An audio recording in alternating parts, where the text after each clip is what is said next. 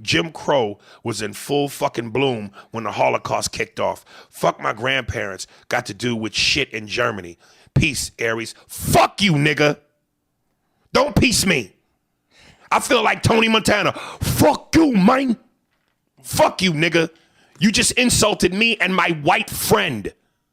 I'm the most pro-black nigga in the game, nigga. Me, Godfrey. Like if the revolution started tomorrow, we'd fight to say who'd take the name Nat Turner. Don't you dare do that. And Kylie Lacey was wonderful. And if she, as smart as she was, if I had said anything to come across as kowtowing and bucking, believe me, she would have checked me. The queen would have checked the king. Nigga, go ahead, but a goddamn chainsaw, bitch. Woo, woosah. And I followed them because I wanted to see who they were. Right. And I felt weird looking at them, so I just left. But I don't know if they were rappers or anything, but I didn't know anybody else who was wearing big gold ropes like that. Drug dealers and rappers. Yeah. Dude, I was like... Much like today. Yeah. But I followed these dudes, and it was just really funny to see that, because that big rope chain... Oh, I don't care if you're white or black. You saw that big rope chain. That was like fucking badass. Listen, the bigger your rope chain, the bigger your dick. That was dick symbolism, nigga. Dudes, and these dudes had some monsters. Go with Don Johnson, man. Just heartbeat, man. Just, heartbeat. Yeah, I got to go with heartbeat, man. I think it's just because I like Bruce Willis more than Don Johnson.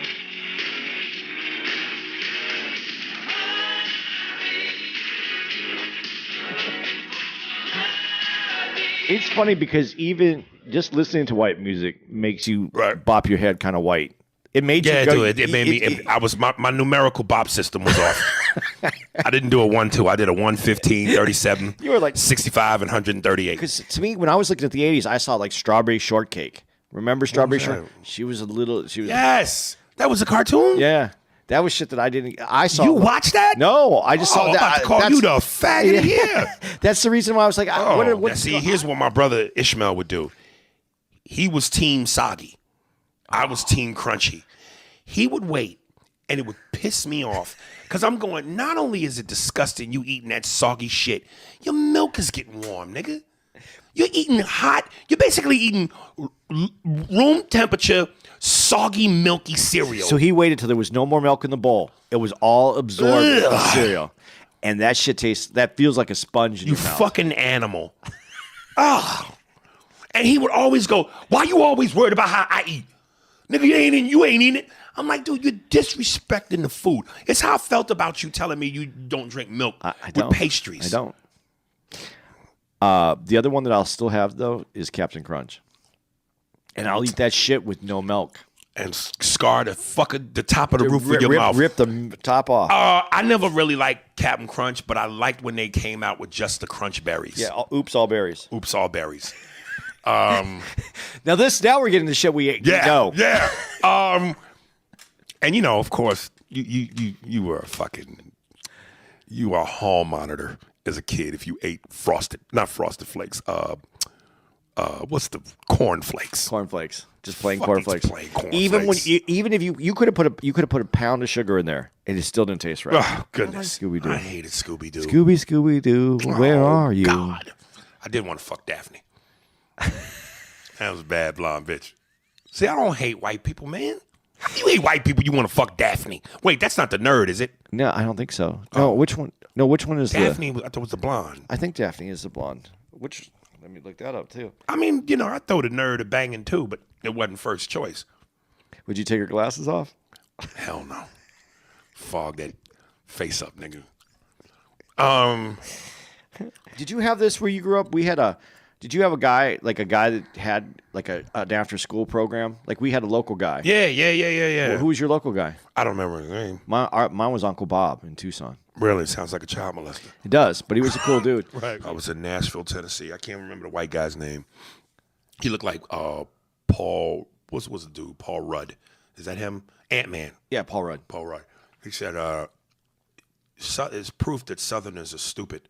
Because just look at Dukes of Hazzard. They needed a narrator. Right now, Bo and Luke. Blah, blah. And then I remember Lucy, this old white bitch, would purposely leave her door cracked and walk around naked. And she had 1,000 cats, nigga. You didn't know if that was pussy you was smelling or pussy. It was crazy. Mabel King from What's Happening, the mother. Yeah. Esther Roll, the mom from Good Times. Or, gotta throw a white one in there, Estelle Getty from the Golden Girls. I have to pick one? You have to, nigga. Who was the first one from what? Mabel King. From What's Happening, the mom. And the other one was from Good Times. Florence, Esther Roll. I want a powerful woman. I'm going to take Esther Roll. No, don't say that. I feel like you fucking me now. I look like her naked, nigga. I don't want to know My body that. looks exactly like that bitch naked. You know, it's just how cruel the internet is. There was some footage that I saw. Did you see it? Todd Bridges getting knocked out? No. He was in some bar in Texas. And I mean, this nigga's dome, I mean, he got rocked. And he fell back like if you were standing in front of me and I was in back of you, and I said, Andy, trust me, I'll catch you. And I don't. That nigga fell back. And of course, you know what the jokes was. Damn, that nigga got hit with a different stroke. That is so fucking cruel. It's fucking cruel, but it's funny, but it's like, come on, man. dude, but the word I'm gonna be in, where the fuck is it? Greensboro? Greensboro, North Carolina, the South. Andy will not be with me. He is going on a Holocaust retreat. You fucker. I have to go get some more of my reparations. Yeah, and when he comes back, he will definitely be darker. Listen, white man, I'm so sorry to you for all the things that, you know, Andy, I'm apologizing to you. Look at my eyes. I'm sorry, white guy. I appreciate that, Aries. I won't do that no more, boss. I appreciate that. All right. Was Craig. For sure. You know, hey, Aries, you know, he had that gravelly voice, and he was such a pusher of the product. For sure. To the point where it was overkill. Like, every time I would go do morning radio, he would always, and I would pull him aside and go, Craig, man, do me a favor. Stop telling people, the DJs and shit, that I'm either the next Eddie Murphy or I should have been the next Eddie Murphy. Just let me go off my own merit, nigga. Yeah. And he would go, no, Aries, I won't do that. If I do that bother you, I would never do that, man. But now I know, so I won't do it. Yeah. Cut to, we're at the radio station. We're not even 2 minutes into the interview. You know, Aries was going to be the next Eddie Murphy. Or he was supposed to be. And then finally, after the shit was over, I would pull him aside and go, Craig, what did we talk about? Nice, good pause. So, you mad? You know, so it's just. But I remember this one time I flew this porn star out. Her name was Ashley Evans from Florida. Man. Brunette, big tits, and she was one of those porn stars that wasn't trying to hide the fact she did porn. Yeah. So when she showed up to the club that night, She had like DVDs and shit. No. But she had an outfit on where it's like, why even have on a shirt, bitch? Yeah. Everything, for the sure. areola showing, Yeah. and she had huge triple Ds. And I remember Craig did everything in his power to get her to, while I'm on stage, to go back to his office and do some blow and suck his dick. Yeah. And because several times I was on stage and I'm noticing him constantly trying to talk to her, and I'm not gonna fuck up my craft to some fucking porn broad. Middle of a joke. Hey, Craig, get the fuck on my girl. You know what I'm saying? And it wasn't even my girl. It was just I was gonna fuck that weekend. Yeah. So afterwards, the show's over, and I get with Ashley. I'm like, what was all that all about? Oh my God, he just kept trying to get me to go back to his office and do blow off his dick. And he wasn't even trying to be what's the word? Subtle about it? Subtle about it. It was just like, hey, you fucking look good. You ever done blow off a dick? You know, it was just jeez. I don't like when they drop checks because that's when people stop paying attention to figure out their bills, and I can feel where I'm losing the crowd. As soon as the checks drop, the show stops. I go, oh, you guys getting your checks? And I have a couple of check drop jokes that I do. Yes. And then I pitch my merch. and then I do a Q&A. I like that. Pitch your merch at that point. Pitch my, because they got their money out. You see how you think like a white man? There's advantages to thinking like white men. Niggas, stop holding stacks of money up to your ears like they're cell phones and spreading them apart for the cameras like a deck of cards and think like a white guy. Wow. Yo, let me tell you something, folks. When it comes to this comedy thing, we got this. Yeah. We don't need no help. That would be like, it's almost like doing this stand-up shit is like sex. We don't need no help. We got this. Yeah. That would be like if Chris was in some pussy, right? In the missionary position. And he's stroking and he's killing it. But for some reason, I feel the need to walk up behind him and place one hand on each ass cheek and push him into his strokes. He don't need no help. He got the strokes, nigga. Yeah. We got Like I this. said, you got to take the hits. Like 2011 was a fucking struggle after years of prosperity. And I didn't move home. I didn't give up. I just said, I'm going to let these motherfuckers know that I'm not going anywhere. And now I'm working 40 to 44 weekends a year. And it's just because it's like I work. And I worked and I stuck around when the going got tough. You know, you heard what he said, folks. He said he was not leaving. Yeah. I'm beating my chest doing the shit from Wolf of Wall Street. Yeah. I'm not fucking leaving. Fucking, I'm here, baby. I'm out, y'all. I'm AndyComedy.com. You can get all my social media on the upper right-hand corner of my webpage. Also, I really appreciate the people who've been buying some of my T-shirts online. I really appreciate it because this move is going to cost, and I thank you for that. Hey, Andy, you want to do some blow off my dick?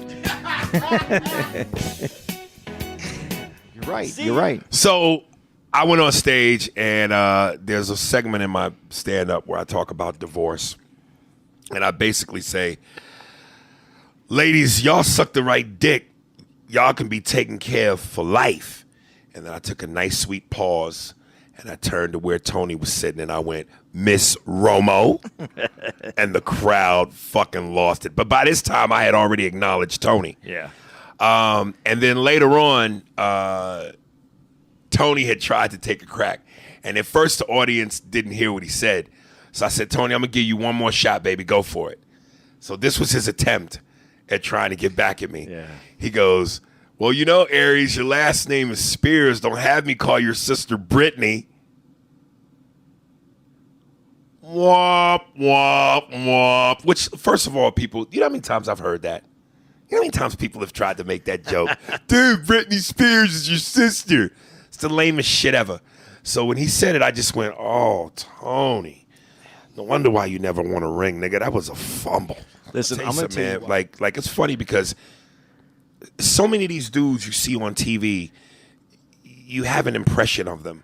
And it's not till you meet them that you find out the truth. Yo, a couple times Tony playfully hit me in the chest. Like he was like, yo, you funny, man. Pow. That shit hurt. Like you could feel these niggas' strength though. Like there's a reason why these motherfuckers be in the NFL, man. Like Tony, first of all, some of these, I just get shocked still. Like Tony Romo, really? But you know. Yeah. Since we're on the topic of football, in other attempted murderous news, he's back. Your boy has a Twitter account. Hold on. Let's make sure we catch it.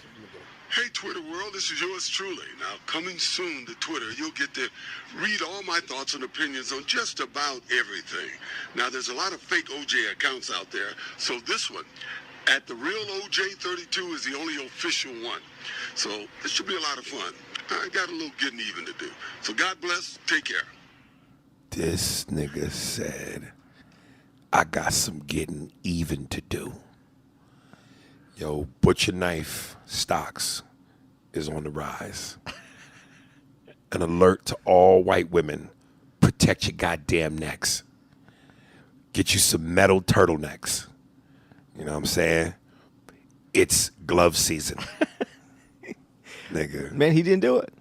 He was proven innocent in a court of law. OJ, nigga, is back.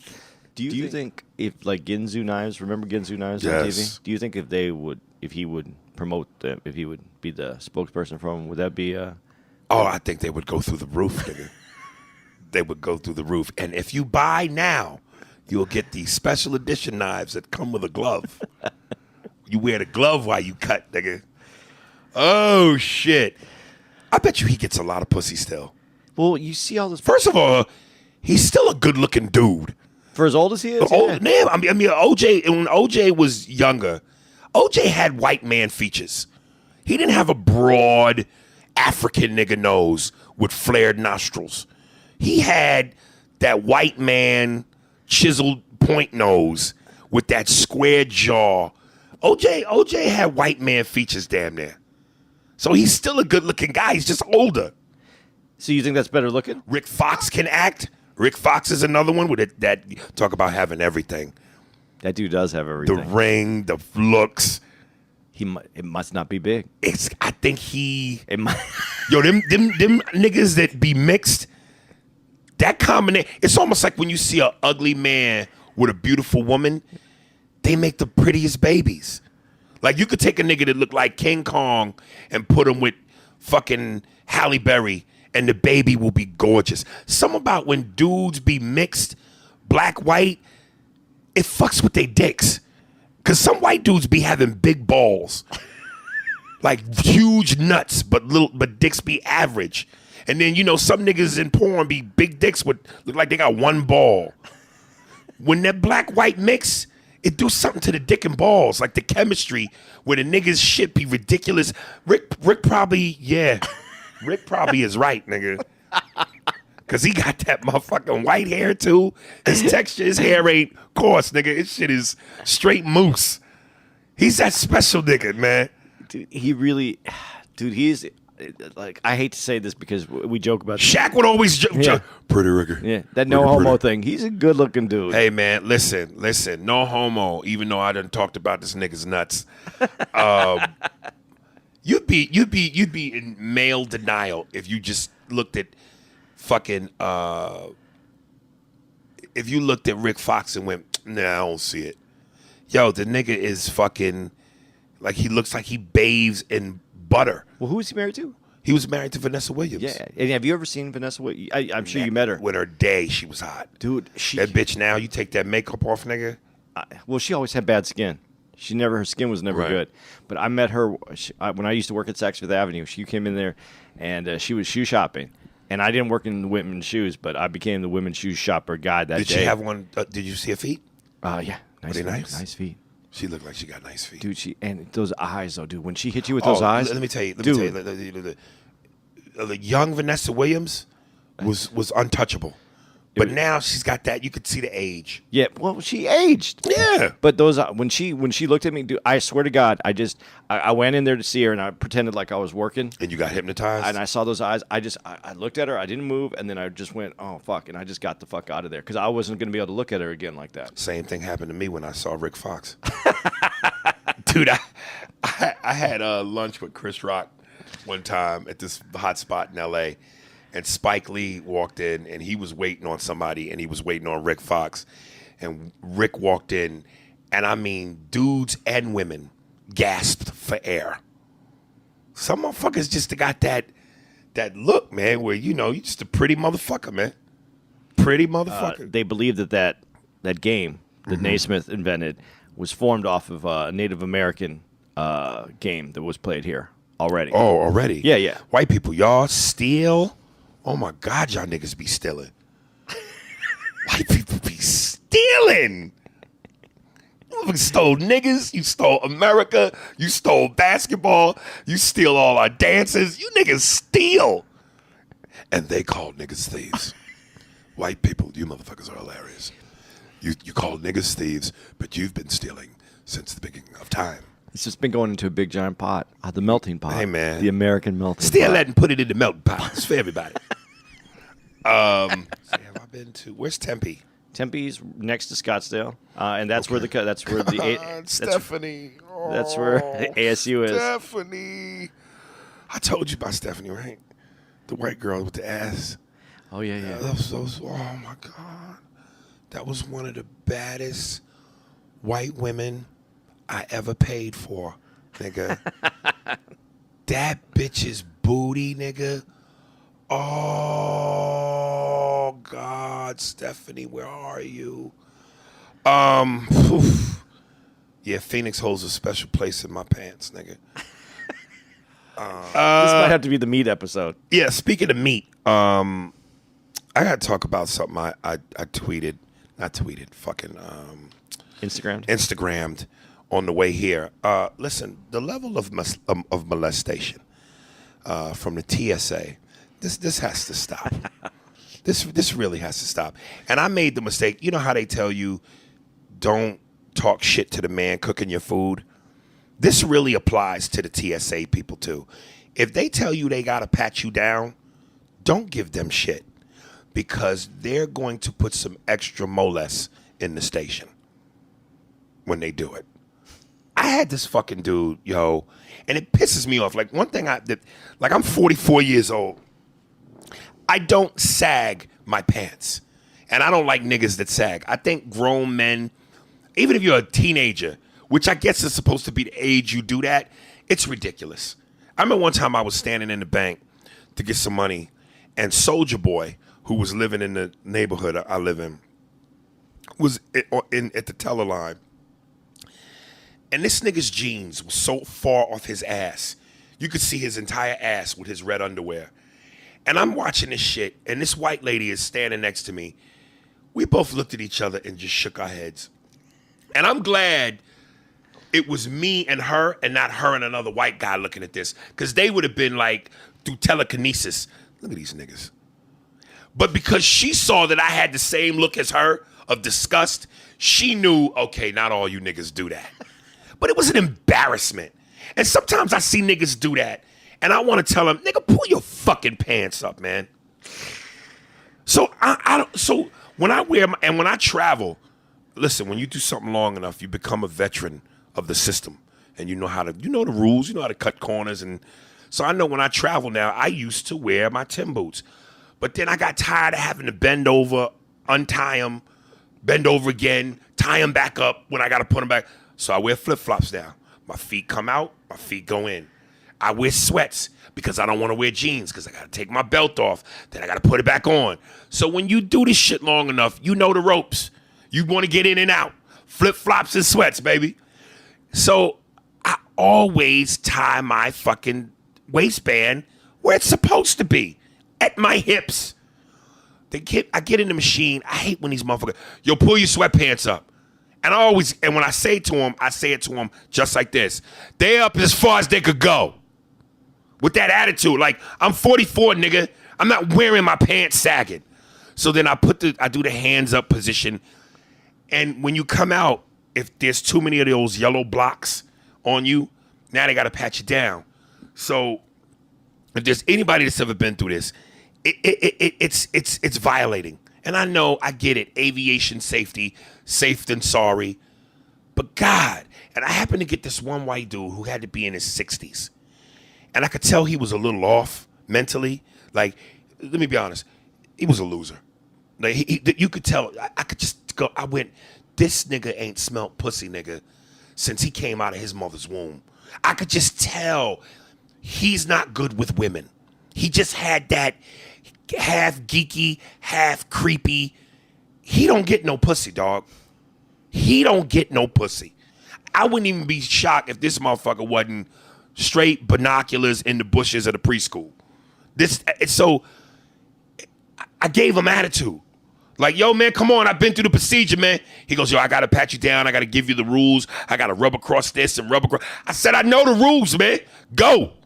Which I knew was a mistake, because that means, oh, nigga, you done, he's the cook. He's talking shit. He's going to spit in your food. This nigga going to put some extra feel on your dick. So, you know, they fucking hand on your thigh, all up in your nut cavity, finger run through your back. I could feel his fingertip graze my ass crack. This motherfucker rubbing his hand all across my meat cleavage, nigga. And when have you ever had this done to you? Yeah, once. That feeling where they could feel, like, they know how big your dick is. Yeah. As they rub their hand across your dick, you feel it. And they know how big your dick is. So I'm just like, this nigga is trying to juice me for all my testicular juices, nigga. When it was over, I felt like Dudley at the bike shop. Like, nigga, I just was like, ugh. You should have the option as a dude to go, yo, I want a woman. As long as the female TSA is willing to do it. Come on, man. That man on man shit, it ain't right. Dude, and you were in sweat, so everything's right. Loose, nigga. Loose. Please don't get treated shitty, though.